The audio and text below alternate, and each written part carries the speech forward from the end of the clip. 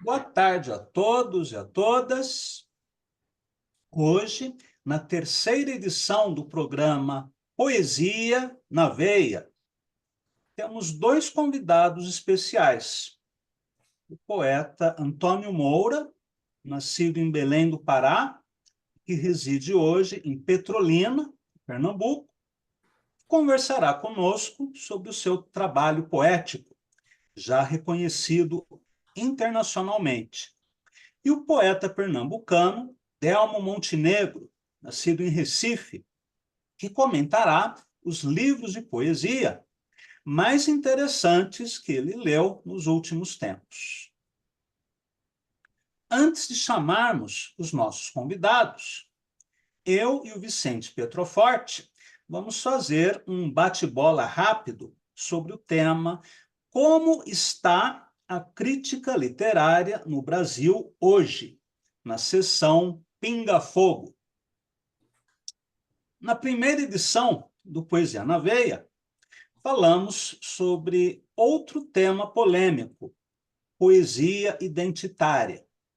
E na segunda edição, o tema foi o sistema literário hegemônico, que influencia o resultado de prêmios literários, favorecendo as grandes editoras.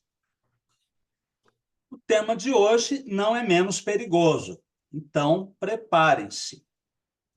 Eu vou fazer uma breve fala inicial e depois passarei a bola para o Vicente.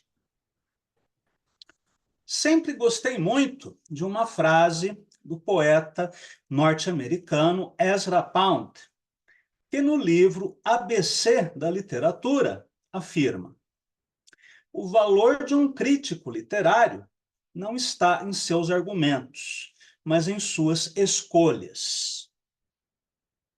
Por que em suas escolhas?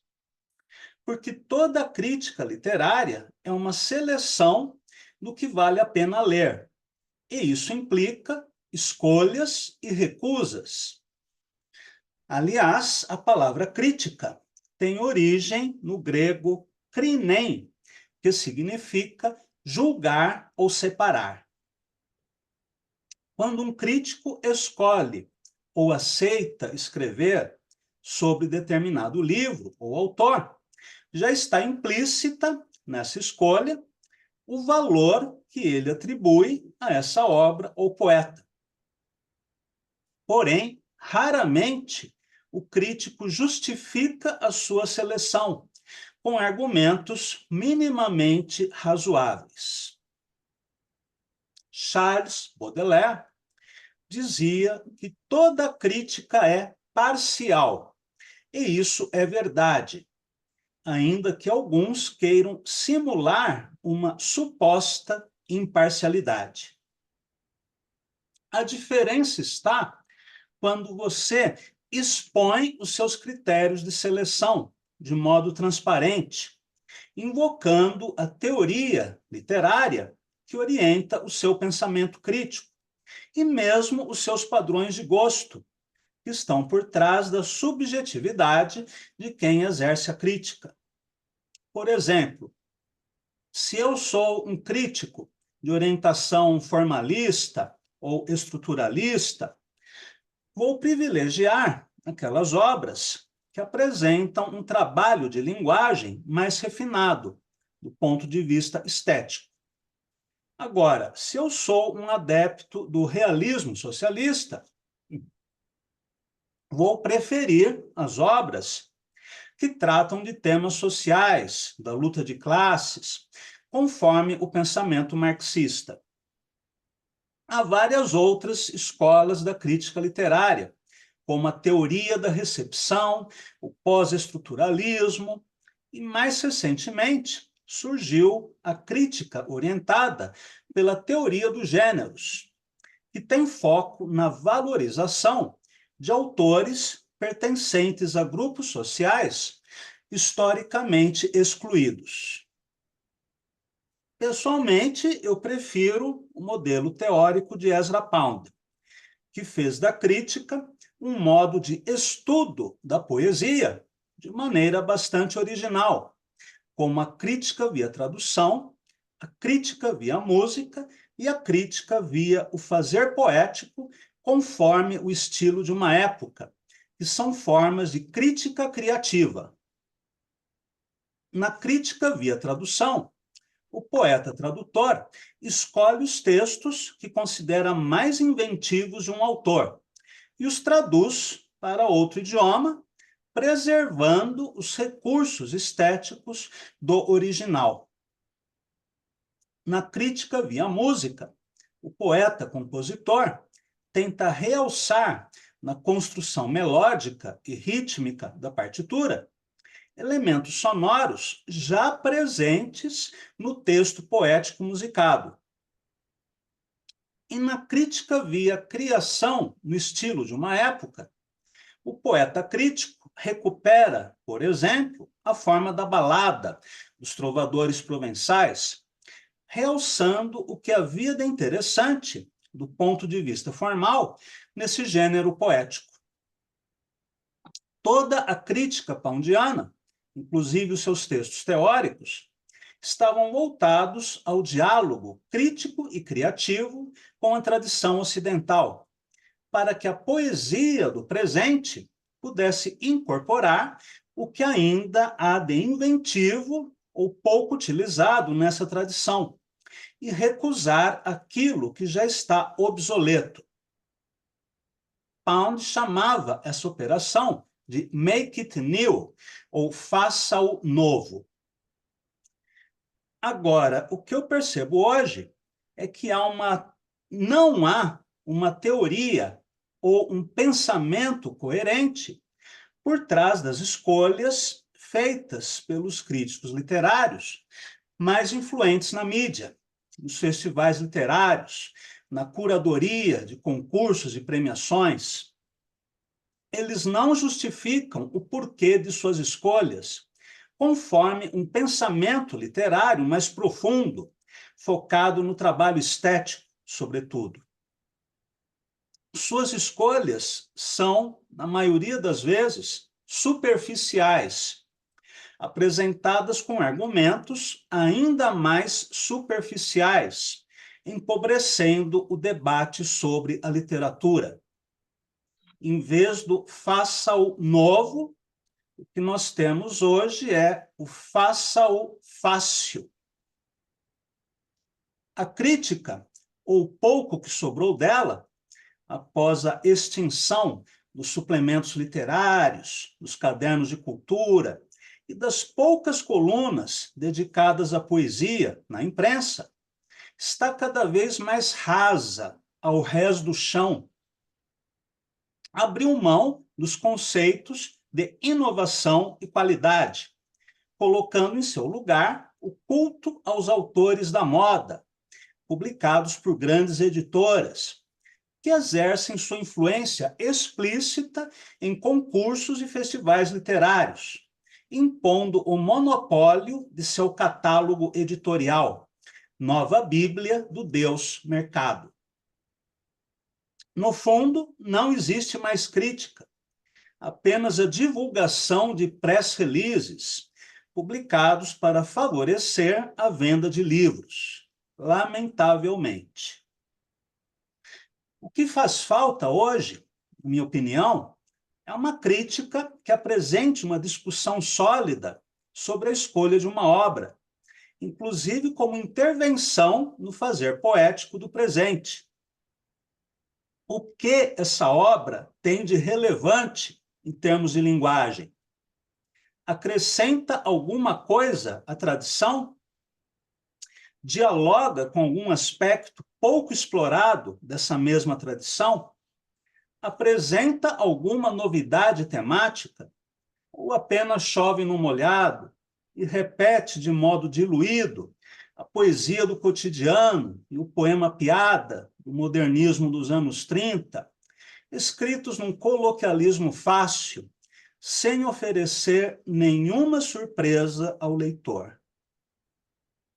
A crítica, a meu ver, é relevante quando consegue levantar questões que façam o leitor pensar o que é literatura de qualidade. e considero literatura de qualidade aquela que tem uma proposta estética definida e consegue realizá-la de maneira eficiente, seja um livro de sonetos, de haikais, de poemas concretos ou o que quer que seja. A crítica precisa ser um instrumento de reflexão e debate que colabore para que a boa poesia escrita no Brasil de hoje seja conhecida por um público mais amplo e não mera consagração publicitária de autores e obras que tem mais a ver com o marketing e o departamento comercial da Companhia das Letras do que com a literatura. Muito bem, Vicente, agora a bola está com você. Oi, Cláudio, obrigado. Boa tarde ao Cláudio, ao Antônio Moura, nosso convidado, ao querido Delmo, e a vocês, né, que estão nos escutando. Queridos, é o seguinte, vou pegar um pouco lá do que o Cláudio falou, né, a respeito da crítica, eu vou pontuar algumas coisinhas e depois eu vou tentar desenvolver algumas coisas. O Cláudio, ele falou, quando ele começou a discussão, né, ele falou da questão da seleção, né? Quem que você seleciona para criticar? Quando você vai fazer uma crítica, uma resenha, não é? Eu posso falar um pouco disso, e o Cláudio também pode, né? Tanto ele quanto eu, nós fazemos resenha, né? Fiz resenha para Carta Maior, fiz para o Diário Causa Operária, faço para sempre que me pedem, eu faço orelha de livro, que é uma certa resenha, né? Que aparece ali, prefácio, pós-fácio. Então, assim, sabe, eu concordo totalmente com ele. Aquele que você escolhe, né, resenhar, falar sobre ele, diz muito claro, vai dizer sobre a sua escolha, vai dizer sobre você. E o método que você usa também, né? Se ele se deteve um pouco nessa questão da orientação, eu vou ficar agora um pouco no método, tá certo? E discutir, né, o fundamento desse método, né? Não o fundamento teórico, claro, mas é outra questão, né? Em que instância, né, do sistema literário ele se funda, né? Onde é que ele se coloca, né? Não como conhecimento, mas como assim é, é, é, fonte enunciativa, né? De onde fala o crítico, né? De onde ele vem, qual é a sua formação. E aí eu queria perguntar o que que é a crítica, né? O que que ela faz, não é? O que que é crítica? A gente poderia começar do jeito assim, bastante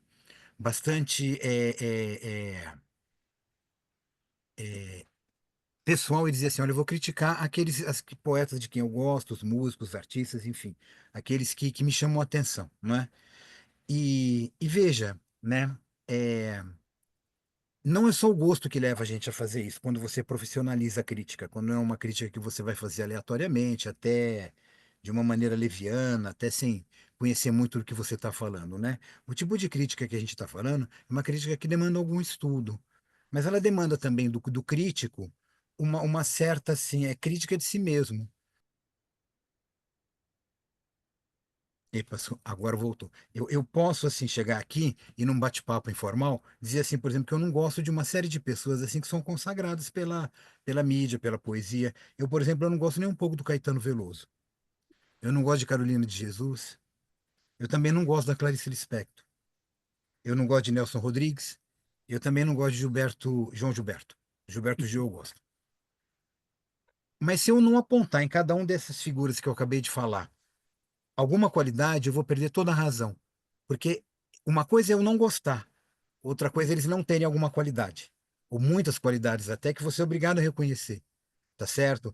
Tem uma questão social na Carolina de Jesus que é importante. O João Gilberto ele faz uma inovação na música, né? O Caetano é um poeta bastante competente na maioria das vezes, né? A Clarice escreve muito bem, né? A maneira como ela organiza as palavras, a sintaxe. Então, se eu não reconheço isso, não é?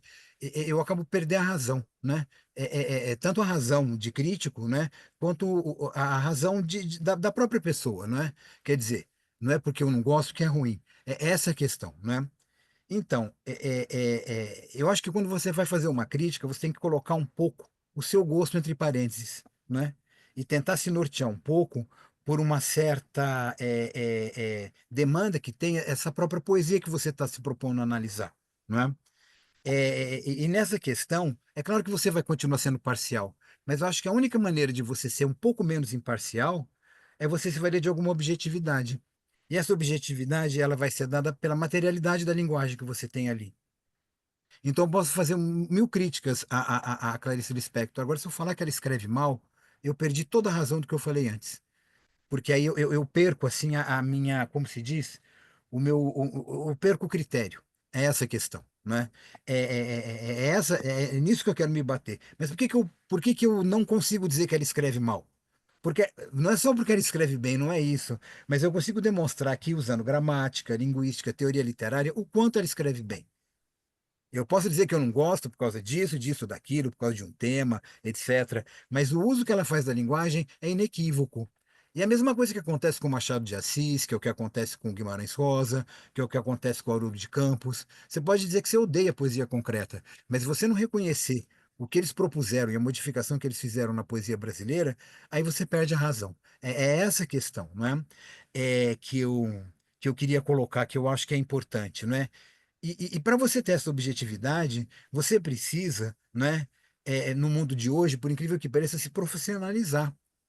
Porque, veja, o que que seria, não estou dizendo que isso seria assim, uma profissão crítico, mas eu acho que um crítico de literatura, ele tem que ter algum conhecimento de teoria literária, de gramática, de linguística, senão ele vai chegar e vai começar a fazer, ele vai um pouco pela tangente, quando ele tem que falar mais tecnicamente da poesia dele. Ele vai fazer alguma metáfora, ele vai comparar com jogar bilhar, com namorar, é válido, claro que é.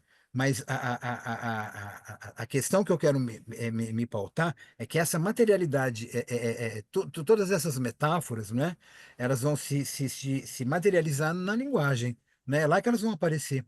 E lá você tem uma realidade gramatical, linguística, não é? É literária, que é inegável. Então, eu não vou dizer que você tem que escolher o estruturalismo ou uma crítica neorrealista. Todas essas críticas são válidas. Se o crítico ele tem bom senso, ele vai mandar bem em todas elas, né?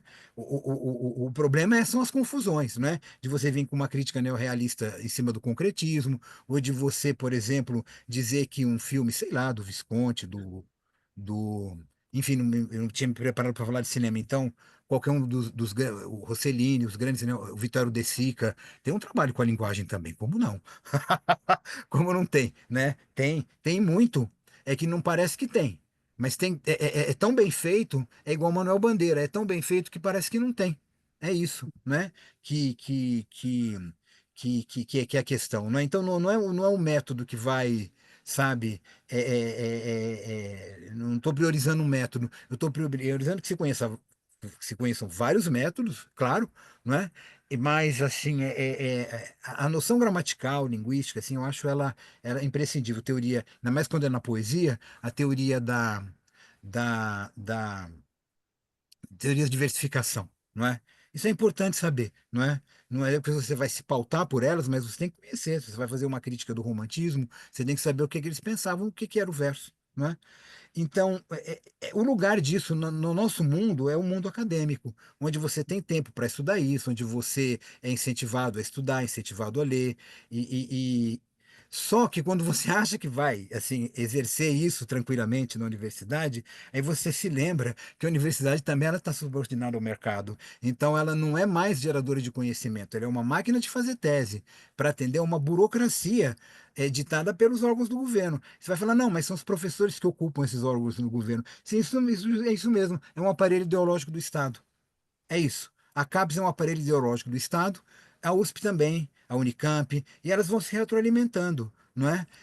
Na medida em que você vê professores se digladiando, porque um é de um estado, outro é do outro, ou de uma área, outro é do outro, sem esquecer, né, que o verdadeiro inimigo, não é? Em última instância, não é? É o imperialismo. E a maneira como o imperialismo cultural invade a nossa universidade. Por exemplo, não é? Eu sou da área eu sou de duas áreas. Eu sou da área de pós-graduação em semiótica, lá na USP, mas também sou da área de pós-graduação em estudos comparados e literatura de língua portuguesa. Então, eu lido tanto com a literatura quanto com essa questão da linguística. O que eu posso dizer é o seguinte: na área da linguística, a burocracia ela está mais acimentada, porque você tem modelos em regra, modelos estrangeiros, sendo que já tem pensadores brasileiros para dar conta disso. Às vezes são modelos assim da década de 80 do século passado, né? Mas eles continuam ainda é, é, é, assim, ecoando, não é? Ecoando. Então vira assim, é o imperialismo cultural, sem dúvida, porque só vai deixar de ser imperialismo cultural quando você puder escrever o seu artigo em língua portuguesa e eles lerem em português, em vez de você ter que escrever em inglês, francês, etc., para atingir o que se chamaria de internacionalização. Como pode ser uma internacionalização se é tudo escrito numa língua só? Sabe? Então não é internacional coisa nenhuma, né? É imperialismo cultural aí. Mas voltando a essa questão assim da universidade, eu sinto isso é com muita força. Você tem um modelo, no caso da semiótica, o modelo gramsciano do percurso gerativo do sentido. Não estou dizendo que com Peirce seria diferente, porque em vez de virar uma discussão sobre o modelo, ia virar uma aplicação automática simplesmente porque não há tempo para se discutir isso. O cara entra, ele tem 2 anos para fazer o mestrado, ele tem 1 ano para fazer vários cursos, fazer qualificação. A hora que ele vai pensar na tese, faltam 6 meses. Aí ele tem que fazer correndo, ele aplica o modelo. Quem julga, geralmente são pessoas assim, que aprovam aquele modelo, e aí tudo. Então é uma fábrica de fazer tese, né? Na literatura, respira-se um pouco mais, sem dúvida, porque o que se incentiva, pelo menos na área de estudos comparados, qual eu dou aula, também é que você não se prenda tanto a modelos teóricos. Você lê críticos, claro, não é? Em especial o Antônio Cândido, críticos brasileiros, o Alfredo Bose, você estuda o Sérgio Buarque, você vai por esse caminho aí, não é? E aí você é incentivado a pensar aquilo de uma maneira um pouco mais livre. De uma maneira mais ensaística. E aí realmente o resultado sai melhor. Tanto é que existe uma piada que diz assim, né, no meio acadêmico, que o pessoal da teoria do discurso, da semiótica, marcha, e o pessoal da literatura samba. É verdade, mas o samba ainda está um pouco quadrado, né? Ele tem que ser um samba mais, sabe? É, Ele tem que ser um samba mais assim, mais sincopado, a coisa não precisa ser tão certinha. Aí vem a questão novamente do tempo, porque embora seja mais livre, também você vai entrar, né, nessa esteira de fazer teses e dissertações. É isso, né? Então, veja, eu acho que a gente tem uma questão, que é uma questão burocrática, uma questão acadêmica, que impede com que quem estaria capacitado para fazer uma crítica não a faça. Então, o cara, por exemplo, imagina assim, eu vou escrever. Eu lembro quando a gente fazia, Cláudio, o Rompendo Silêncio, lá na Casa das Rosas, nos bons idos de Sim. 2006, 2007. Você sabe que os orientandos, o pessoal que eu tinha, meus alunos que entrevistavam os poetas, foi quando até eu te conheci. Eles leram todos os seus livros, sabe, da época, né? Claro, depois isso faz mais de 10 anos. Você escreveu muito mais. Mas eu lembro que você tinha lançado Figuras Metálicas. Eles leram Figuras Metálicas, leram Yumê, eles foram ler aquele seu livro de contos, agora eu esqueci, me falha a memória. Moceiro de Dona Virgo. Isso mesmo. Esse aí, esse mesmo, Romanceiro de Dona Virgo. Vários, e eu lembro assim que eu ia fui na casa do Joca Terron pegar, ele tinha 2 livros de poesia só nessa época. O Ademir tinha acho que 2 também, né? E o Fred tinha mais. Mas o Fred deu todos os livros, eram 5, 6, a gente leu, sabe? Porque para entrevistar um poeta, quando mais fazer uma crítica, você pode estar falando de um poema, mas tem que conhecer a obra do cara. Como é que eu falo de um livro que você fez agora sem saber os que você fez antes? Então isso demanda tempo, uma reflexão. E parece assim que o mundo, assim, essa crítica, o jornal, a imprensa, parece que eles não estão muito afim de esperar, porque tem que ser tudo muito rápido. E até para você explicar uma determinada qualidade num poema, se você vai um pouco mais fundo, as pessoas já não têm mais o poder de concentração para se deter naquilo. Falam, olha a métrica, olha isso, olha aquilo. Quer dizer, então isso faz com que qualquer poesia que seja um pouquinho mais difícil de ser lida, né? Ela vira assim, aquilo que o Oswald falava, é um biscoito fino. Mas você tem que ter um paladar para apreciar aquilo, porque ele não vai ser aquele paladar assim, sei lá, de um sonho de valsa. É isso. É gostoso? É, mas tem chocolate muito melhor. E às vezes é até estranho aquele sabor. Chocolate com pimenta, com sal. Aí você tem que aprender a gostar. Então o pessoal prefere ficar vendendo. É a mesma noção que você tem, né? Você vai jogar na poesia, né? Isso por um lado é ruim, por um outro lado acaba fazendo com que os bons poetas se salvam, né? Porque eles não vão comprar esse discurso, eles vão produzir independentemente, né? E aí vai ser fica restrito, mas não se perde, né? É uma informação que está ali, né? Por último, eu queria acrescentar o seguinte, sabe? A questão identitária, ela tem atrapalhado muito isso, porque ela tira cada vez mais o foco. O Fred falou isso a última vez que a gente esteve conversando sobre isso. Falou, você não faz mais a sociologia do texto, você faz a sociologia do autor. Aí já não tem mais literatura. Sabe, quando o critério vira esse, né, você precisa colocar essas pessoas, essa e aquela, e você sequer às vezes vai ver se o trabalho é bom ou ruim, simplesmente porque você precisa fazer uma cota ali, o resultado é muito ruim. Vai por mim. O resultado é péssimo. Eu já testemunhei isso, já vi coisas assim absurdas sendo ditas. E aí, às vezes, uma literatura muito ruim, aí como é que você faz? Você está lá no debate, tal, aquela pessoa ali. Aí, se você fala que não gostou daquela literatura, se é uma literatura de um trans, você vai falar que você é transfóbico. Se a literatura é de um negro, ele vai falar que você é racista. Mas não foi o que aconteceu com o Torturado? O cara que escreveu O Torturado, quando ele escreveu o segundo livro, a crítica foi em cima, ele falou que a crítica era racista, falou que era branquitude. Ele foi por esse caminho. Aí eu lembro uma amiga minha, poeta, escritora, Simone Teodoro, ela falou assim para mim: peraí, quer dizer então que se alguém não gostar da minha poesia, tem assim, LGBTfobia, tá certo? Tá sendo misógino só porque eu sou mulher, tá certo? Só porque ela faz literatura lésbica, e aí como é que fica? Você não pode gostar só por causa do tema. A literatura não envolve só isso, não é? Mas aí no caso já não é mais o tema, é a pessoa que está escrevendo, sabe? Então você fala, peraí, né? Que se a crítica já estava bastante, já já não ia para frente, já estava engasgada, agora ela engasgou de vez, né? Porque você mudece o crítico com esse tipo de afirmação. Agora, do Torturado é muito engraçado, né? Porque é um livro que é best-seller, então fica parecendo aí que essa afirmação é muito mais uma afirmação de mercado do que uma afirmação literária, né? Mas os críticos também não apontaram as questões do livro. Eles falaram disso aqui, acolá, mas muito poucos foram lá e falaram: olha, tem um problema de sintaxe aqui, o texto é ruim porque o cara não sabe usar conjunção, olha aí, só tem oração coordenada. Sabe? Por isso que eu não gosto muito quando eu leio as histórias do Lourenço Mutarelli. É só período coordenado, fica parecendo que o cara não sabe usar conjunção, preposição, sabe? A língua portuguesa, como diz o Risério, é riquíssima nisso, em preposição, em conjunção, em orações subordinadas, coordenadas. Por que não usar tudo isso, não é? Usar esse vocabulário da língua portuguesa, né? É ruim mesmo. Então, é. É isso que eu queria dizer. Queria encerrar dizendo assim que a questão é uma burocratização até da própria crítica, né? Aqueles que poderiam fazer uma crítica melhor, eles estão burocratizados. Se você pede para um aluno de mestrado que está fazendo uma tese sobre qualquer assunto, fala, olha, resenha esse poema aí. Antes de tudo, ele é um aluno de letras, penso eu, se ele está fazendo pós-graduação em letras. Então ele poderia fazer, ele fez primeiro ano. Eu aprendi a fazer análise de poema com os livros do Cândido no primeiro ano de letras, com a professora Lígia Chiappini, com a professora Sandra Nitrini, com horas que eu aprendi isso daí, sabe?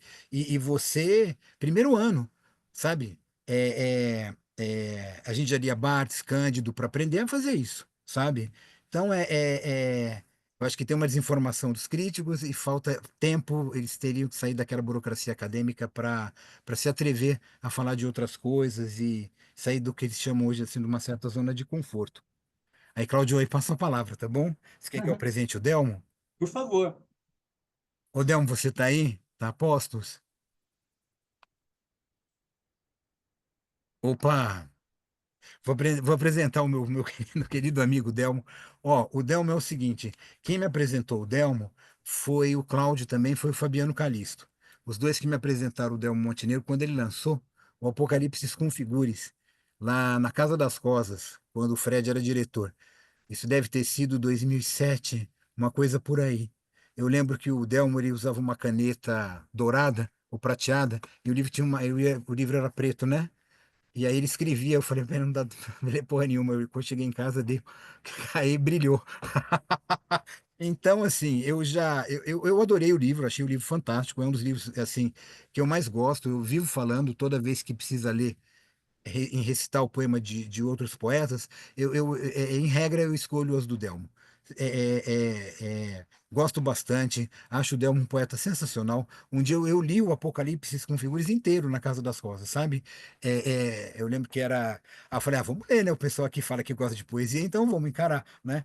E eu gosto muito daquele livro, gosto do o Recife no Raio, eu acho sensacional. Aquela poesia que você faz pro Jason, eu acho aquela poesia fantástica. Só para não lembrar das outras, assim, tá certo? Aquela que você fala do Kahuna, não é? É fantástico, cara. A maneira como você constrói, mas aí o gosto interfere, né? Como você começa a falar de quem você gosta. O Delmo, ele, quando eu fiz o meu primeiro livro de poesia, eu mandei pro Delmo, pedi uma ajuda para ele. Ele mudou o livro totalmente, tirou poesia, mudou de lugar, e eu aceitei. Eu não fiz eu não repliquei, eu não falei, não, veja bem, esse poema é importante para mim. Eu fiz como ele fez, né? E se eu acho que o livro se salva, é por causa dessa crítica, dessa intervenção do Delmo, sabe? É, é, então, assim, eu devo muito a ele, assim, o primeiro livro que você faz, assim, é o cara que praticamente me orientou. Então, eu fico muito feliz de estar com o Delmo aqui, né? E, e vou pedir para ele fazer o que a gente pede, né? Para os nossos convidados, que ele fale do que ele está lendo, né? Quais são os livros que ele tem lido, quais são as dicas que ele dá para gente, tá bom? Aí, Delmo, a palavra é sua. Muito obrigado pelo que você falou, Vicente, Cláudia, né? O Antônio Moura, que está aí também, um amigo querido, né? E eu acho que isso que você falou, de eu poder ter dialogado com você, com a sua produção naquela época, eu acho que isso é da natureza dos poetas, né? Aquela coisa da conversação inteligente, né? E essa conversação eu sinto que faz falta hoje em dia, né? São difíceis os poetas com quem você pode trocar nesse nível de sinceridade, né? É claro que existe um modelo clássico, né, que é o de Eliot e Pound, né? No caso, se você pegar o Whistler, né, e você vê o quanto o Pound ajudou o Eliot a radicalizar ainda mais a sua experiência, né? Através da provocação, desse diálogo, né? Que eu acho que é isso, né? Eu tive uma experiência recente com a mesma coisa, foi com a, a tradução do um outro amigo querido, que é o Guilherme Gontijo Flores, que é um professor que tem publicado muitas traduções, né? Rabelais, Arquíloco, uma série de autores. Ele recentemente ele publicou essa edição das obras completas de Arthur Rimbaud, né? E eu também sou conhecedor bastante da obra dele. E foi bom porque a gente pôde trocar. Eu estava numa cama de hospital e trocando figurinhas com ele sobre manuscritos e sobre versões. Pude apresentar a ele, por exemplo, textos que nunca tinham saído no Brasil. Então foi uma troca muito interessante, né? Eu recomendo muito essa edição. Pena que ela é uma edição limitada, no sentido de que ela saiu por um desses projetos chamado, né, o Clube de Literatura Clássica, mas é talvez para mim a edição mais completa da obra de Rimbaud aqui no Brasil até o momento. Inclusive, não só a poesia, a prosa e as correspondências. Sobre o que eu tenho lido, basicamente eu tenho me dedicado muito a esse livrinho aqui, ó, o livro de Catulo, essa nova tradução do João Ângelo Oliva Neto, né? Que para mim que gosta de estudos clássicos, isso aqui é uma maravilha, cara. É um ensaio gigantesco, uma edição como tem que ser, um livro de estudos clássicos, e que acaba me provocando a buscar outros autores, como, por exemplo, a relação entre Catulo e Calímaco, que é um poeta alexandrino, né? E fico feliz de saber que existem todo um trabalho de novas editoras voltadas a esse campo dos estudos clássicos, né? É o caso da Madamu, que é uma editora ainda recente, que acabou de publicar aqui essa coleção dos hinos antigos, os hinos homéricos, os hinos de Calímaco, os hinos órficos e os hinos de Próclo. Próclo é um filósofo neoplatônico, né? Então, muito da doutrina neoplatônica está exposta através desses hinos. Na Antiguidade, na Renascença, geralmente esses trabalhos eram publicados numa única seleta, tal como esse livro. Aqui no Brasil é a primeira vez que isso acontece.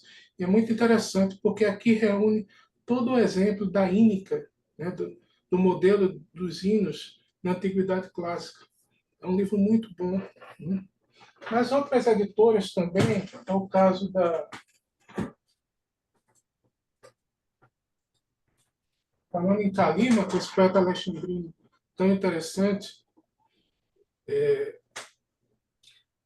por exemplo, tem essa tradução de outra editora chamada Autêntica, que também tem feito um trabalho muito grande na divulgação dos estudos clássicos. Novamente, uma tradução do Guilherme Gontijo Flores, né? Junto com a anterior, né, que tem os hinos de Calímaco, e essa aqui que tem os epigramas, reúne o principal da obra dele que sobreviveu. Finalmente, a gente tem esses trabalhos no Brasil. É importante você saber que existem editoras hoje em dia, como a Minema, que está publicando obras super importantes. Você vai encontrar desde as Odes Olímpicas de Píndaro, um projeto que eles vão lançar, a série da Robert de Bros está fazendo as traduções, né? E, ao mesmo tempo, a editora é preocupada em estudos de filologia, estudos clássicos. Então, tem um livro clássico chamado Poesia e Mito Indo-Europeus, que correlaciona a Grécia Antiga a Gilgamesh, aos mitos bíblicos, aos mitos, né, da Babilônia, né, as histórias de Akkad, da Suméria. Então, esse livro aqui é uma chave de leitura extraordinária para você entender que a tradição ocidental, na verdade, ela bebe muito do Oriente, né? E eles não só publicam isso, como, por exemplo, estão publicando Píndaro, ou, por exemplo, estão publicando uma nova edição do Rig Veda, né, os hinos Aurora, né, que é uma tradução espetacular, e o estudo também que acompanha, para mim, é a melhor tradução do Veda que nós temos hoje disponível no Brasil. Então, é uma cena que a gente não costuma se ver falada, mas está acontecendo nesse momento. Está trazendo sangue novo, debate de ideias novas aqui no Brasil. Eu acho que, na verdade, Cláudio, eu concordo e discordo um pouco com o que vocês falaram, no sentido de que talvez o que a gente tem encontrado hoje nas editoras, no cenário brasileiro, é muito fruto também dessas discussões acadêmicas, desses autores que a gente está discutindo. Então, é muito interessante quando você procura ver os autores que estão sendo publicados, porque os editores, a maioria deles são da nossa faixa de idade, né? Vanderlei, né? O Eduardo, né? Um pouco mais jovens, um pouco mais velhos, mas a formação deles não é muito distinta da nossa, no sentido de... Então, eu fico muito feliz quando eu vejo esses editores, por exemplo, realizando um trabalho que nunca tinha sido feito. Na nossa época era difícil você encontrar, por exemplo, um livro como esse, Revolução Ocular do Globo, né, que é a coleção dos escritos ópticos de Bob Brown, que eu conheci Bob Brown através, como você, da obra de Augusto de Campos, né? A Margem da Margem. Foi quando eu me encantei pela obra de Bob Brown, mas eu esperei décadas até finalmente ter acesso a um livro como esse, né? Ou, por exemplo, nossa amiga Simone Homem de Mello, que publicou recentemente a tradução do Fantassos, que é um poema, vamos chamar assim, barroco, né? Alemão, do Arnold Holtz, que também nunca, a gente também conhece através dos concretos, mas isso nunca tinha sido publicado no Brasil, né? Obras como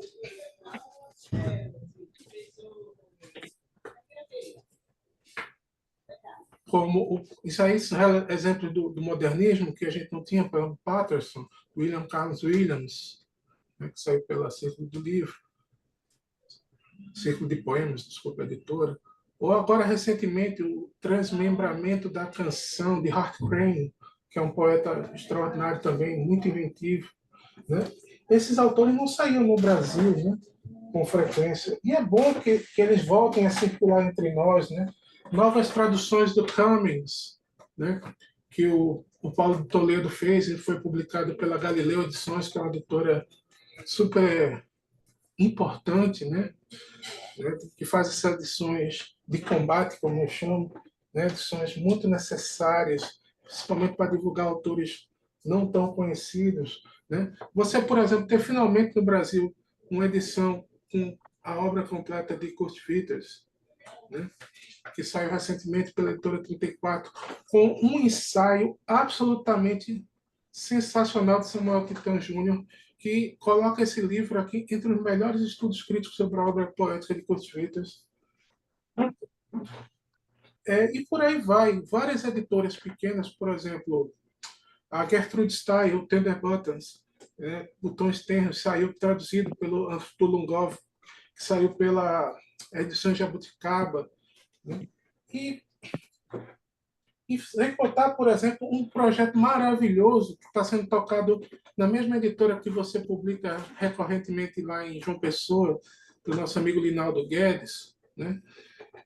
que o Astia Basílio está traduzindo a obra completa de Mayakovsky, a obra poética completa de Mayakovsky. Ele começou com esse aqui, que é o primeiro trabalho, e é uma tradução de um grande especialista na literatura russa. Ele está morando lá atualmente, né? Recentemente ele até estava fazendo um trabalho sobre os primeiros futuristas da União Soviética, né? Ou melhor, da Rússia. E é um trabalho espetacular que está acontecendo agora, né? O nosso amigo Vanderlei, né, que voltou a editar o Ezra Pound aqui no Brasil, né? Mas não é o único, né? Existem outras editoras, a editora Sirinxa, mesmo que publicou Bob Brown, acabou de traduzir um dos livros de poemas de Pound, né, que nunca tinha sido saído no Brasil. Então, assim, é uma florescência de editoras que estão trazendo aquilo que muitas vezes a gente não teve acesso enquanto poetas, na nossa época de formação, e que hoje estão acessíveis, né? Essa questão identitária que você falou, eu acho que também é válida, todas essas críticas, mas eu acho que às vezes a gente esquece do principal. Vamos conhecer a obra, né?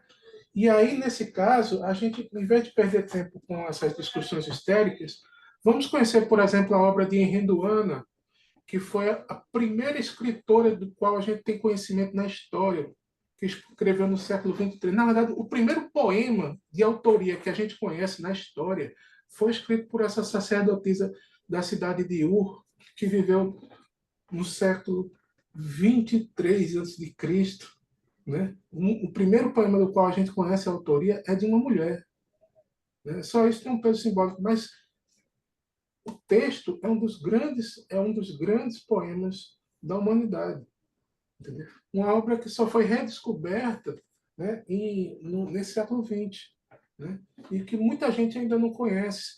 Ou, por exemplo, você pode se instrumentalizar, se sua questão é identitária, vamos se instrumentalizar, por exemplo, o próprio Guilherme também traduziu Probairitz, Vozes Femininas da Poesia Provençal, né? Uma seleção de dezenas de poetas, né, que exerciam o papel, né, na cultura trovadoresca e que não são muito comentadas, tanto aqui como fora, entendeu?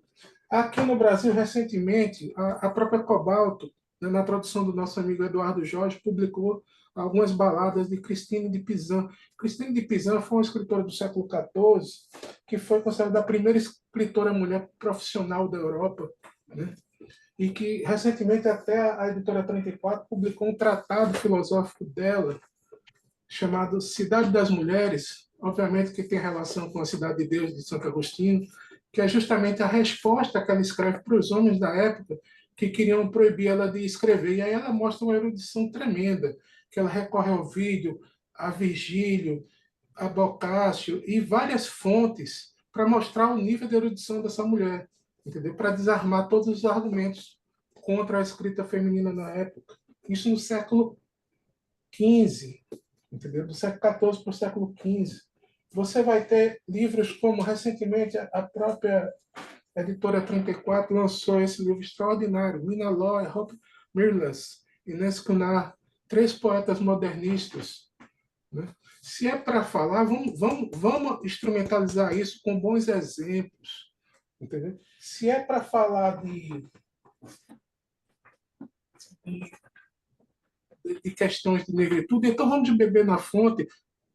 O conceito de negritude foi elaborado por três poetas na década de 30, né?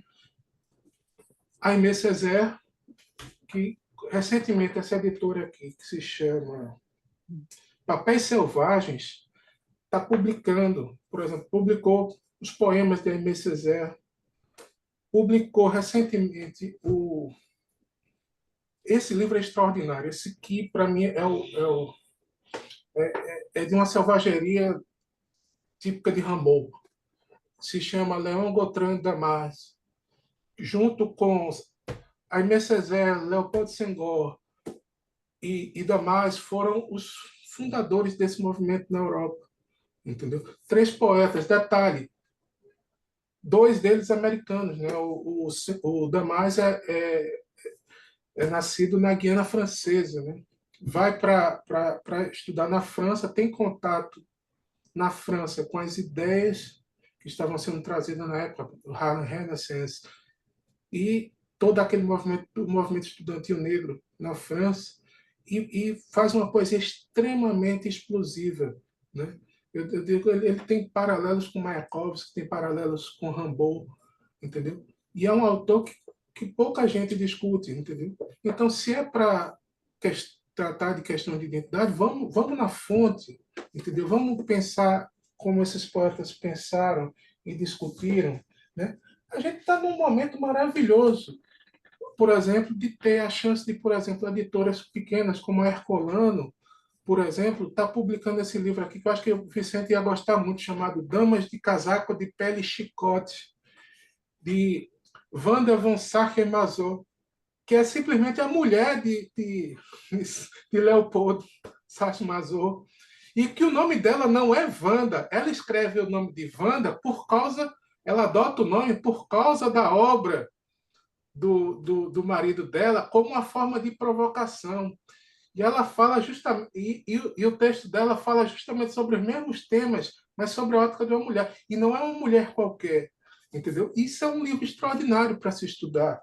Se você quer estudar a questão de questões de gênero, de identidades sexuais, vamos falar de um cara extraordinário que, por exemplo, eu uma vez, a convite de Vicente, estive em São Paulo na USP, e tive a chance de ver uma palestra lá do Horácio Costa, nosso querido amigo, para mim um dos três maiores poetas vivos do Brasil, assim, ao lado de Augusto, sabe? Eu acho que Horácio está nesse nível para mim.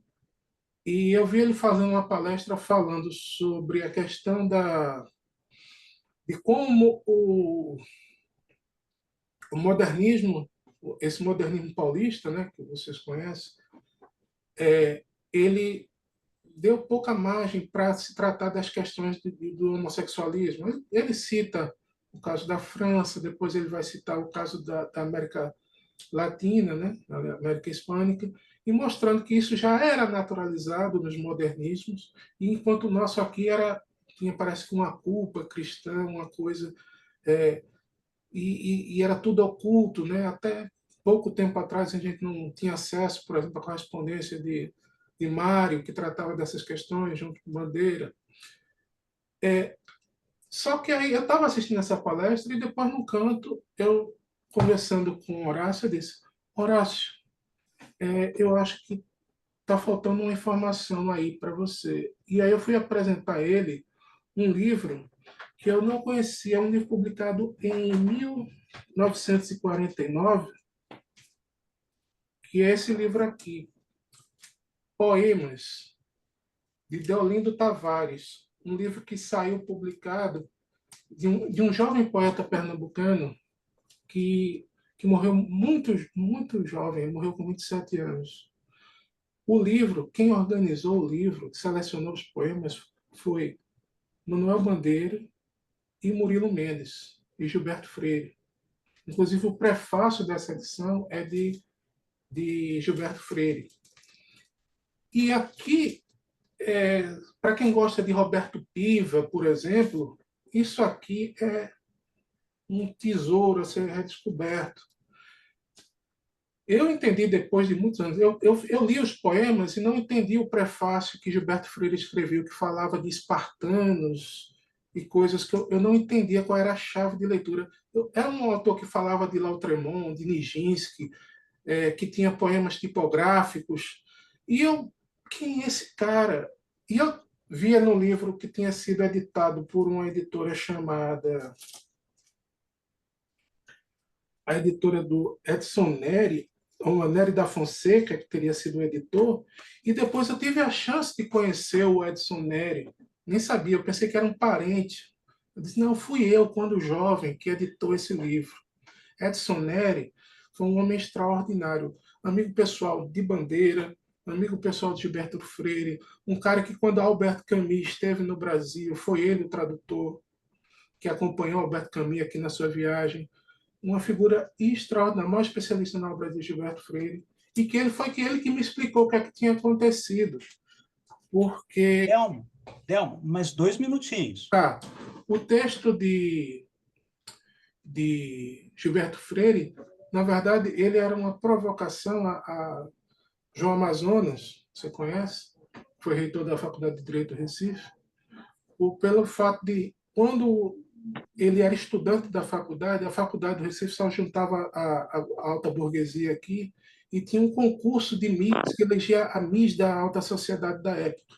E como uma forma de provocação, os jovens elegeram Deolindo Tavares como a Miss da Faculdade de Direito naquele ano. Foi um escândalo tão grande que o jovem Deolindo teve que sair às pressas do Recife. E quem o recebeu no Rio de Janeiro foi Jorge de Lima. E aí, por exemplo, tem vários poemas desse livro que ele, acompanhando o processo de Jorge de Lima sobre as fotomontagens que ele estava fazendo, baseada na obra de Marx Ernst, ele começou a fazer também uma série de experimentos poéticos tipográficos únicos, entendeu? Obras com que tem relação com... O primeiro poeta brasileiro que eu vejo falar sobre Lautrémont é ele, entendeu? Então, assim, e que, por nossa sorte, esse livro teve algumas reedições, todas locais aqui, mas, recentemente, uma outra editora pequenininha chamada Munganga, lá do Rio Grande do Norte, acabou de dois jovens, o Ayrton e o Vitor, acabaram tendo acesso a esse livro, não me perguntem como também, e eles ficaram tão apaixonados pela obra de Deolindo que eles publicaram essa plaquete aqui, O Poeta Repousará durante 7 séculos. Entendeu? Isso aqui, para quem quer conhecer o a pessoa que antecipou, por exemplo, a radicalidade da obra de Roberto Fiva, no sentido de uma experiência surrealista radical, tem que conhecer a obra desse autor, que é contemporâneo de João Cabral de Melo Neto, por sinal. Então, assim, são alguns exemplos de coisas que eu acho que estão acontecendo por aqui. Tem muitas outras situações. Eu estou falando, em forma geral, da questão das editoras e de como a gente precisa se instrumentalizar. Até eu nem cheguei a falar de poetas brasileiros, poderia ser um capítulo à parte, entendeu? Mas para que você chegue a compreender, você precisa também ter essas bases. Então, se quer assumir uma crítica de base identitária, estude, porque você tem um repertório que não é esse repertório que se reduz a essencialismos, e vá, sim, encontrar essa literatura de medula, de realmente impacto. Ela existe, entendeu? Só que essa literatura ela não precisa desses rótulos, ela é muito superior a isso, né? E eu acredito que o conhecimento dessas obras, que é muito limitado no Brasil, pode mudar muito a cabeça de toda uma geração, não só de poetas, críticos, professores, né? Mas de toda uma visão de literatura que a gente tem aqui no Brasil. Muito bem. Agradecemos muito ao Delmo, né, pelas dicas de leitura que ele passou para a gente. O Delmo é um leitor muito refinado, né, criterioso. Antes de chamarmos o Antônio Moura, eu só queria esclarecer que quando eu e o Vicente criticamos o identitarismo na poesia, a nossa crítica não se dá a autores como estes que o Delmo apresentou, né? E sim a autores de qualidade bastante duvidosa que recebem prêmios e elogios apenas pela sua condição de gênero, de orientação sexual, de etnia, e não pela qualidade de seus textos. Essa é a nossa crítica, só para ficar mais preciso. Bom, vamos chamar agora, então, o Antônio Moura, poeta paraense, com 7 livros de poesia publicados, além de 4 volumes de tradução de autores como o peruano César Vallejo, e ainda antologias traduzidas, publicadas no Reino Unido, Catalunha e México. Eu vou começar a entrevista perguntando: Antônio, você lançou recentemente o livro Entre os Astros e o Desastre, que reúne toda a sua poesia numa edição da Corsário Satã. Por favor, fale um pouco sobre esse livro e reflete as metamorfoses de sua trajetória poética, iniciada com a publicação do livro 10, em 1996. Por favor, Antônio. Olá, Cláudio. Está me ouvindo bem? Sim, sim. Queria primeiro agradecer o convite de vocês, é uma alegria estar aqui, uma satisfação estar aqui junto com vocês. E dizer que, assim, esse livro, só começar com uma retificação, e essa obra, como a gente até já estava conversando anteriormente aqui, antes de começar o programa, a poesia reunida, ela não reúne tudo, né? Porque ficou um livro de fora, que é o Caos Cósmos, né? Que foi o livro que foi publicado um pouco após a edição da Poesia Reunida, né? Mas, por essa retificação, para mim é sempre um pouco difícil falar da minha própria obra e do conjunto da obra, porque é como você tentar ver o desenho de uma galáxia de dentro da galáxia, né? É como se você fosse um astrônomo, né, que está tentando ver uma galáxia, mas você não está de fora da galáxia com o seu telescópio, você está de dentro da galáxia, né? Mas, mesmo com esse olhar, digamos, de dentro para fora, o que eu observo é que, bom, essa obra foi construída, primeiramente, no nível social da literatura, digamos, não foi construída com o apoio das grandes editoras, nem das grandes feiras literárias, enfim, né? Dentro desse circuito, digamos, mais oficializado, né? Ela sempre esteve ligada a editoras mais alternativas, como a própria Corsário Santana, que editou essa obra reunida.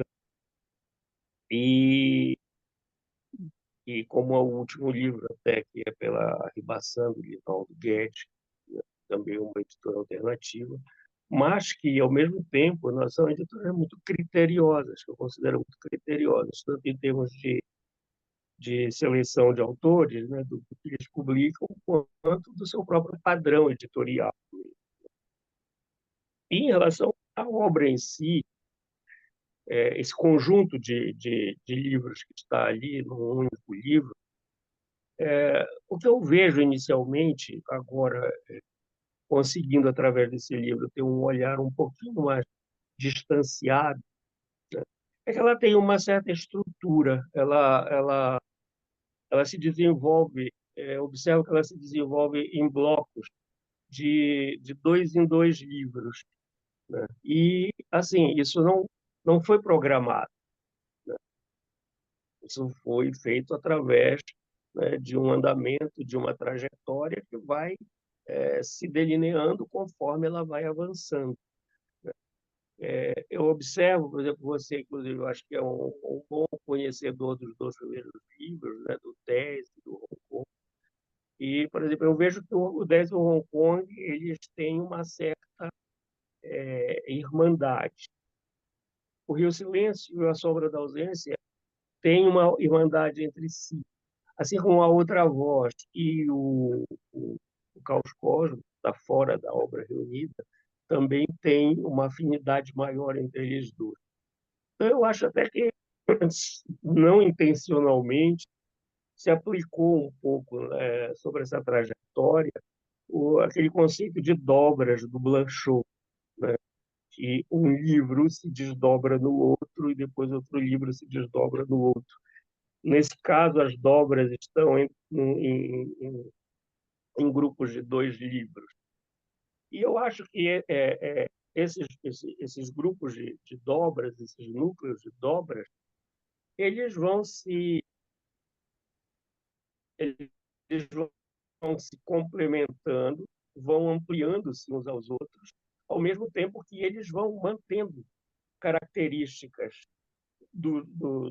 os livros posteriores vão mantendo características dos livros anteriores, ainda que de uma forma muito sutil.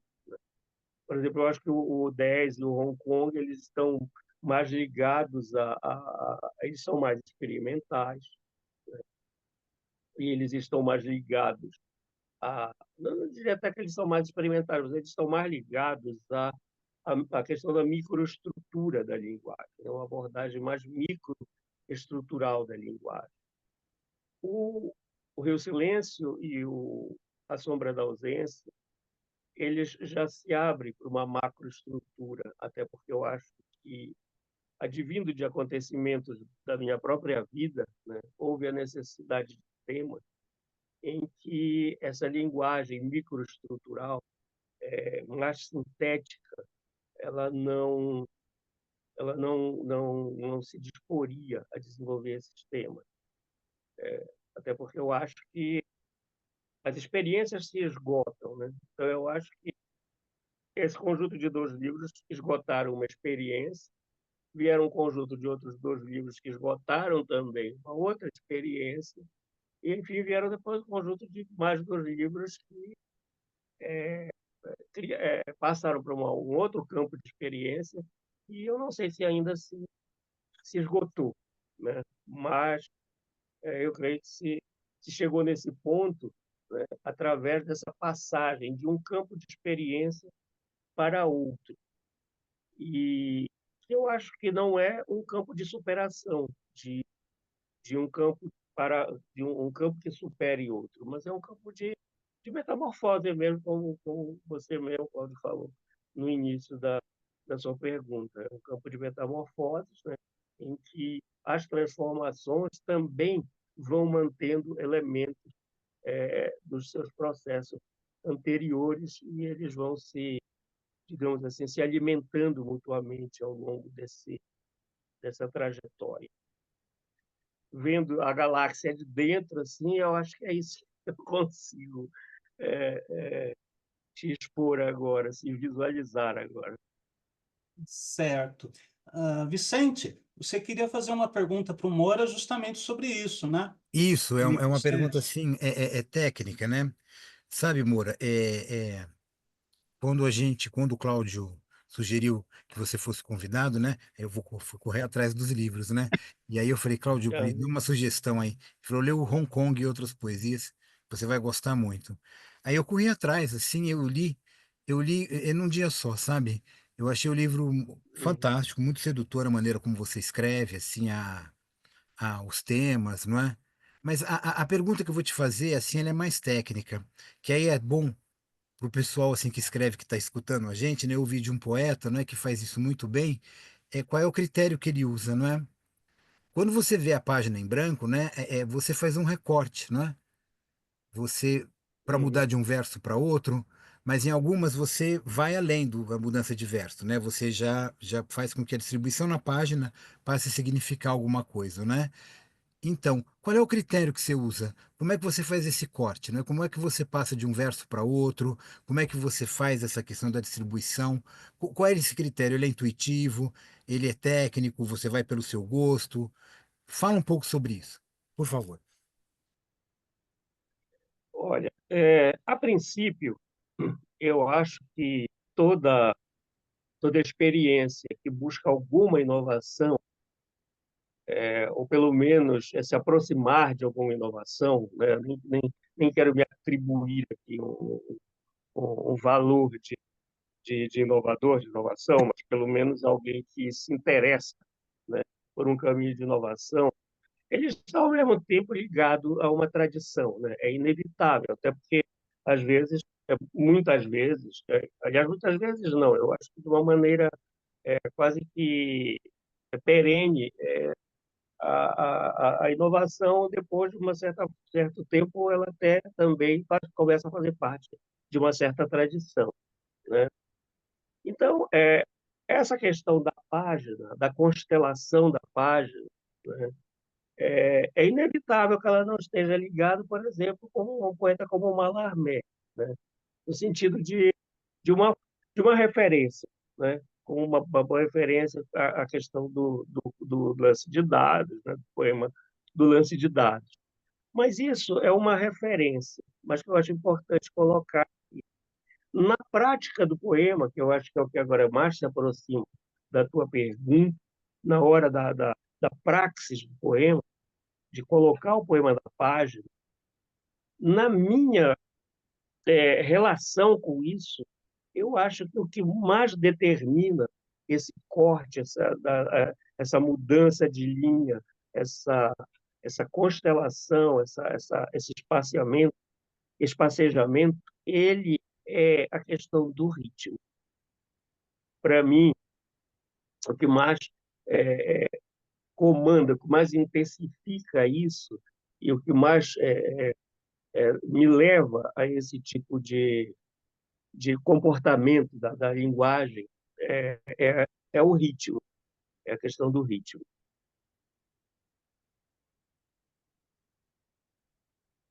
Muito bem, Cláudio, agora é você. tá certo. Outro livro recente que você publicou é Caos Cosmo, que saiu pela editora Arribaçã. Os poemas deste livro foram escritos na época da pandemia e do governo ensandecido do Inominável, os períodos mais tristes de nossa história. Como foi o desafio de trazer a referencialidade para a escrita poética, sem prejuízo do trabalho estético? O desafio foi grande, porque o desafio maior, inclusive, foi sobreviver, né? Sobreviver, sobreviver fisicamente, sobreviver mentalmente, emocionalmente, enfim, sobreviver em todos os patamares da existência. E você, numa condição como essa, você ainda se dispor, se propor, né, a colocar em prática um trabalho, né, um trabalho artístico, um trabalho poético, é uma coisa que se torna muito mais difícil ainda. Mas também não é só uma questão de se propor, porque, nesse caso, a arte ela faz parte, né, a ação da arte, no caso, a ação do poema, ela faz parte também de um instrumento dessa sobrevivência, né? Porque eu sempre costumo aliar a ação do poema, a feitura do poema, a, a uma satisfação, a um prazer de quando você obtém aquele resultado próximo daquilo, muito próximo daquilo que você almeja fazer, né? Eu acho que o resultado do poema ele nunca é aquela o resultado do poema ele é uma utopia, né? E as utopias elas são para ser realizadas dentro do campo experienciável, né? Senão ela perde, inclusive, o seu caráter de utopia, né? Então, o poema, quando você alcança aquilo que é experienciável dentro da possibilidade do poema, né? Isso, para mim, é um momento de prazer. E numa situação como a gente estava vivendo, né? Os momentos de prazer eram muito raros, né? Eram muito difíceis de serem conquistados e de serem saboreados. Então, essa ação de manter a poesia viva, a poesia ativa, também foi uma forma de um instrumento dessa sobrevivência, né? Dessa forma de não sucumbir, né? A todo aquele pandemônio, né? Principalmente ao pandemônio político, porque o pandemônio orgânico, digamos assim, né? Nesse caso não teria poesia, não teria poesia que desse jeito, né? Se você fosse apanhado realmente por aquele vírus tenebroso. Mas o pandemônio, para o pandemônio político, em parte para o pandemônio pandêmico também, claro que serviu muito, mas em parte para o pandemônio político foi como se fosse praticamente uma arma de sobrevivência, né? E, e o que tornava também, né, esse trabalho mais lhe daria um esforço maior nesse trabalho, mas aí é que está a questão da poesia, né?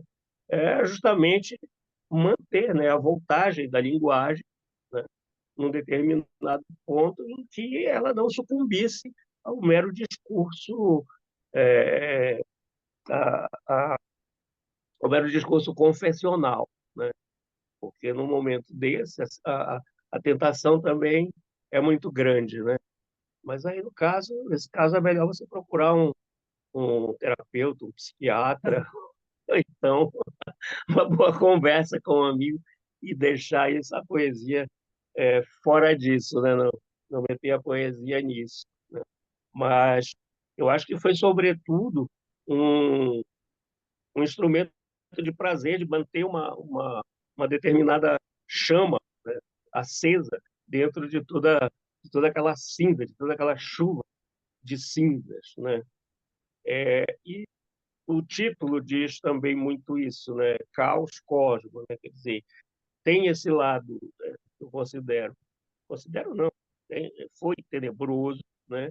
E que o livro está associado a isso, uma parte do livro está associado a isso, mas tem a parte do cosmos, né? Que é aquela parte que você anseia pela harmonia das coisas novamente, né? E quanto a isso, eu acho que tem até uma curiosidade aqui que convém até colocar, porque já próximo do fim da pandemia, próximo já do fim daquele governo mal, aquele governo medonho, eu comecei a cultivar um jardim mesmo em casa, na minha casa. E uma parte do livro, inclusive, ele é voltado para esse mundo vegetal, né? É como se, como se uma certa desapontamento, um agudo desapontamento com o antropoceno, né? Com a predominância do ser humano no planeta, me levasse à valorização do mundo vegetal, que por uns momentos, e eu acho até agora, talvez seja até superior ao mundo animal, de várias formas. Então, eu acho que o livro ele teve esse contato e essa reação ao distópico, mas, ao mesmo tempo, ele teve esse anseio do utópico, né? Eu acho que foram essas duas coisas que fizeram esse livro nascer e tentando manter a voltagem da linguagem, né, na sua, na sua potência possível máxima. Maravilha. Vicente, você quer fazer mais alguma pergunta para o Antônio? Não, não, vou passar a bola para você, porque aquelas perguntas que a gente combinou, que você mandou, estão todas muito legais. Tá A próxima certo. que você vai fazer, acho que é sobre o. Ah, sei lá, você está com questão aí. Deixa eu abrir aqui no celular. Bom, eu vou fazer uma última pergunta, porque a gente acabou atrasando um pouquinho, né, o programa. Pois é, eu acabei também ficando com o meu tempo apertado, que eu tenho outro compromisso daqui a Tu- pouquinho. Tá Você, certo. Então, vou fazer só mais uma pergunta. sobre o Benedito Nunes, vai escolher essa ou não? Sim, É, sim. foi o que eu imaginei. Tinha esquecido, né? É, Benedito Sim. Nunes. Antônio, você teve uma relação próxima com o filósofo Benedito Nunes, que escreveu o Uhum. prefácio de seu segundo livro de poemas, Hong Kong e Outros Poemas. Conte um pouco para nós como foram a sua convivência e diálogo com esse nome tão importante para a universidade e a filosofia no Brasil. Olha, foi um dos encontros mais felizes, né, que eu tive durante a minha trajetória como poeta, porque realmente o Benedito Nunes era uma forma de enriquecimento cada, a cada momento de conversa. Ele tinha uma casa que tinha um jardim muito grande, ficava na Rua da Estrela, ficava na Rua da Estrela. Essa casa era famosa lá em Belém por conta disso, por causa do nome, inclusive, da rua onde ele morava. E a minha relação com ele, que depois se transformou numa amizade, ela começou quando eu publiquei o primeiro livro, o 10. E ele acabou lendo e, sem eu saber, depois me contaram que ele tinha elogiado o livro. Ele deu uma entrevista para um jornal, eu já não me lembro mais qual era o jornal, e nessa entrevista ele falou muito bem do livro, assim, gratuitamente, né? Não era uma matéria sobre o livro, nada, era uma entrevista com ele sobre diversos assuntos, e dentro desses assuntos ele acabou citando o livro. Por conta disso, né, eu era bem mais jovem, né, fiquei tive mais coragem de mostrar o livro Hong Kong para ele ler e, se fosse o caso, ele prefaciasse, né, que foi o que aconteceu. E a partir daí nós passamos a ter uma relação um pouco mais próxima, que foi se estreitando, né, cada vez mais. Inclusive, ele escreveu não só o do Hong Kong, como o do livro seguinte, que é o Rio Silêncio. O que me chamou muita atenção, porque confirmou para mim a abertura de olhar que ele tinha para certas coisas, digamos assim, uma diversidade da poesia. Ele tinha um olhar muito voltado para a diversidade das coisas, nunca para uma poesia, uma forma de poesia hegemônica, né? Ele achava que a poesia era uma coisa muito diversa, mas, claro, né, sempre com aquele critério muito agudo e muito exigente dele, né? Ele, com certeza, hoje em dia, eu creio que ele concordaria no que foi dito aqui a respeito da questão dos identitarismos, né? Eu acho que eu tenho quase certeza, né, que ele concordaria com isso, né? Porque ele fez uma leitura do Hong Kong e fez uma outra leitura do Rio do Silêncio, que são livros que têm uma passagem, um grau de metamorfose, né? E ele conseguiu teve essa abertura de olhar para fazer muito bem a leitura dos dois livros, né? E uma leitura muito aguçada. Então, a minha convivência com ele, dentro daquele tempo, e até hoje seria assim, para mim sempre foi uma convivência de aprendizado, né? Porque cada conversa que nós tínhamos era para mim uma série de informações e um novo patamar de formação, né? Principalmente até apesar muito também em relação à leitura que ele fazia de alguns poemas que às vezes eu levava para ele, né? E a leitura dele sempre abria um leque de possibilidades. Tem até uma, uma anedotazinha, se é que se pode chamar assim, e quando eu concluí o Rio Silêncio e dei para ele ler, e ele gostou muito do livro, né? Disse que achava um livro muito bom, tudo. E eu tinha dado um outro título. Eu não me lembro mais agora qual é.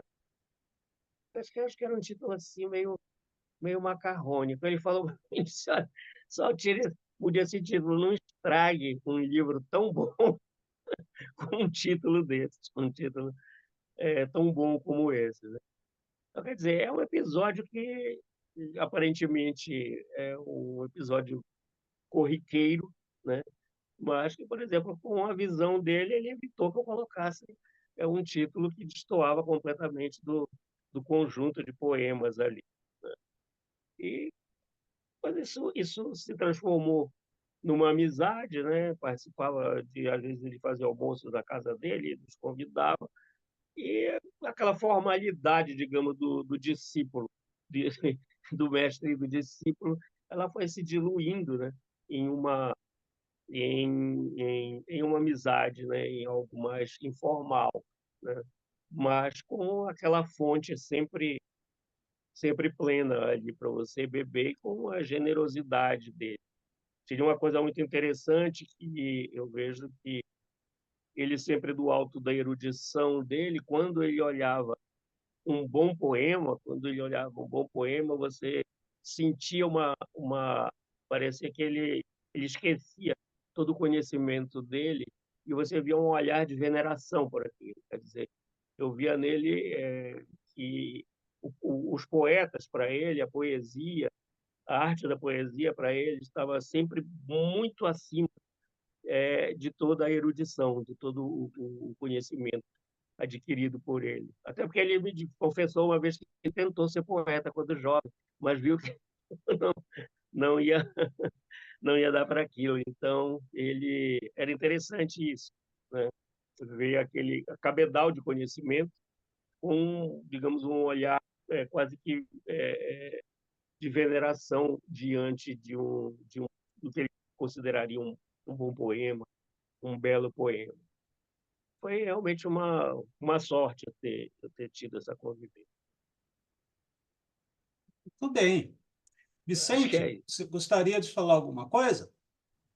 Não, só queria agradecer. Achei fantástica essa última observação, né? E como ele descreveu a maneira como Benedito Nunes lia um poema, né? Esse esquecimento, assim, é fantástico, né? Foi bom saber. Bem legal. Tudo bem. Ok. Então, quero agradecer muito ao Antônio Moura, ao Delmo Montenegro, por estarem com a gente aqui hoje, a parceria com Vicente Petroforte, nessa nova trincheira, nossa guerrilha poética. E em fevereiro estaremos de volta, né, com novos convidados. Então, obrigado a todos e a todas e até lá. Obrigado também. Um grande abraço a todos. Queridos, um forte abraço para todos.